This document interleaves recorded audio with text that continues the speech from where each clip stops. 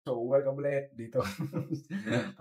Gawin natin mag-check ulit tayo ng isang sharing 'no, ng isang fellow trader natin dito sa community. So, sabi niya, "Salamat sa cheat sheet 'no." So, welcome. Sabi niya, "Entered medium probability setup." So, ranging market. So, tingnan natin yung ano ni Jim dito, yung analysis 'no. So, unang-una sabi niya ranging market. So, basically para may idea ka, ginagawa mainly is, parang buy low, sell high lang. So, all you need to do is determine kung ano nangyayari sa market, kung moving up, moving down, or sideways. So, tatlo lang naman yung market structure, di ba?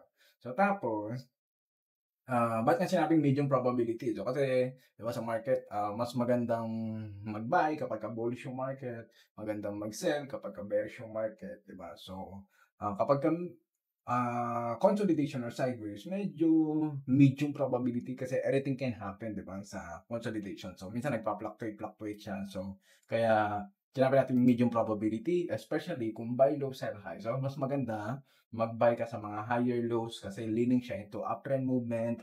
And then kapag sa-sell ka naman sa lower highs kasi mas leaning siya into bearish movement. So, parang ganun.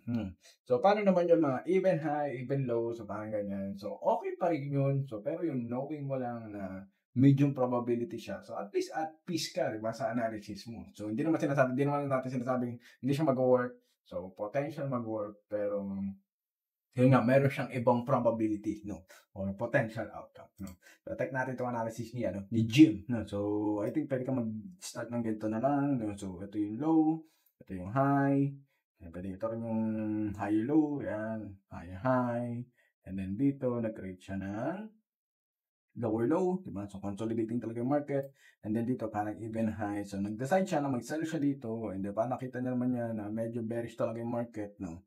And then, yun. So, yun yung naging decision making niya. So, meron naman siya dito downtrend line, meron naman siya resistance. So, the moment umakyat na dyan yung price na break yung downtrend line, na break tong resistance niya. So, invalid na idea. So, parang ganun. So, pero maganda to. Parang sinilip lang, di ba? Sinilip lang yung TP, tapos okay lang yan. So, kaya I think for me, super okay talaga. At least 1:2. So, para at least tapos ka na agad. And then, whatever mag-happen sa market, so, nakaalis ka na. So, parang ganyan. And then, kung gusto mo mas malaki profit, so syempre, taasan mo na lang yung risk mo. And then, syempre, ima-match mo pa rin siya, di ba, sa capital mo. No? Okay, so congrats, Jim! So, malupit.